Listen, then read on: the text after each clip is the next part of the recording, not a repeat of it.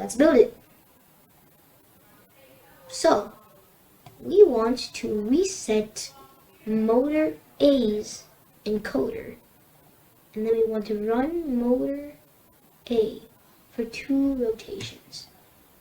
So here, you can see motor A's encoder, which is right here.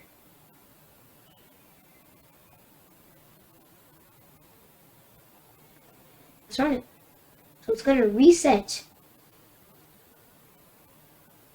Did you just see that? You saw the right motor encoder at 735. It just goes to 0. Now,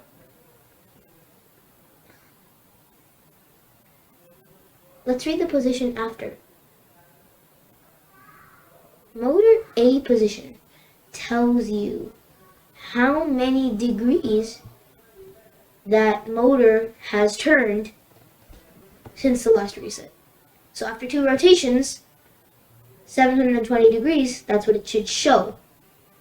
It's a bit off because the robot is coasting. So it's 735 rotations. And motor speed tells you how fast it's currently spinning in percent. That one's more useful while the motor is running, like if you want to check whether a motor is actually moving or stalled. Now in FLL terms, when would you actually use this? Imagine your robot needs to push something until it hits resistance. You start the motor and you watch the speed. If the speed drops suddenly, the motor is straining against something. That tells you it hit the target. We're not building that today, but this is the foundation it sits on. So let's come back to the claw for a second. Port C, the claw motor. We have been using open claw and closed claw for this whole series. And now you know what these blocks are actually doing underneath. They're basically just running motor C for a specific number of degrees, enough to open and close the claw mechanism. The reason we can't use the raw run motor block on port C is just a limitation of how the simulator handles dedicated attachment ports. But conceptually, it's the same thing. A motor turns, something moves. You control how much and how fast. Open claw and closed claw are just pre-built versions of that for your specific attachment. And this is something worth remembering as you get into more advanced FLL builds.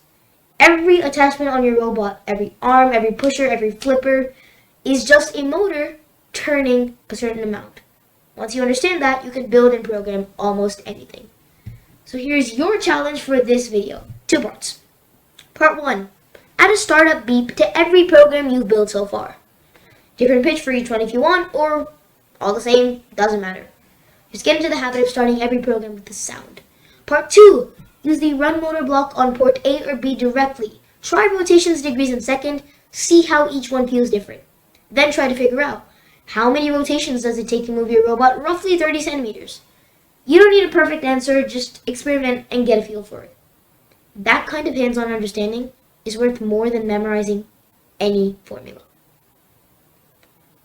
To recap, sounds are short but genuinely useful.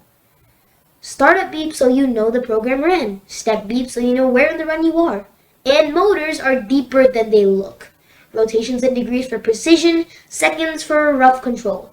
Start and stop for continuous movement, run motor for measured movement, position and speed for reading what the motor is actually doing.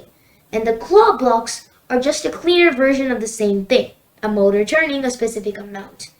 Next video, we're going to start getting into something that makes you robot dramatically smarter.